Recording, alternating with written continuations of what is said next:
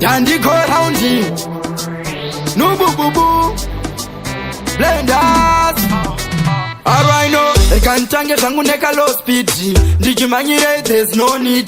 Tima tanga wambo ndipa piti Dawiyanda karonge zera furukiti Pati waripo vano sapota matiriri Kupapa ndakatanga varipandiri Vaindi simbisa kupandiri mudiki Vachindi kwinyisa zamara vaende sambiri Andigambo kundike Dodangu yenda mberi Andigambo kundike Aiwando yenda mberi Andigambo kundike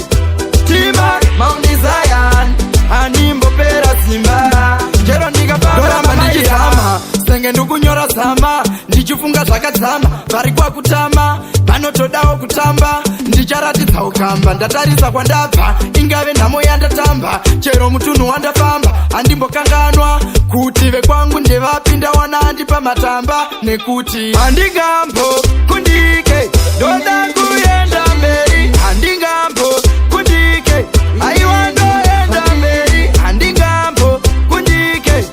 Tima Mount Zion Animbo pera simba Jero ndikafamba mamaira Apa ndasvika ndabata timani Ndikati mukoma hona ikani Ngoma dzangu idzine patani Ndoda kuimba si hapana mari Handina nguva ndoda kurira kuredio stereo Ende ndichanetsa kutopfura kana twirio Twirio mirito akubuda mirio Ndini here wekumusha ndafadza mamirio Handingambo kundike Ndoda kuyenda mberi Handingambo kundike Aiwando yenda mberi Handingambo kundike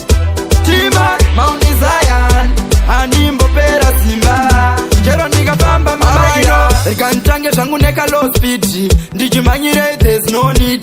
Tima tanga wambo ndipa piti Ndauya ndakarongedzera furukiti Pati varipo vanosapota matiriri Kupapa ndakatanga varipandiri Vaindisimbisa kupandiri mudiki Vachindigwinyisa dzamara vaende sambiri Handingambo kundike Doda kuyenda mberi Handingambo kundike Aiwando yenda mberi Handingambo kundike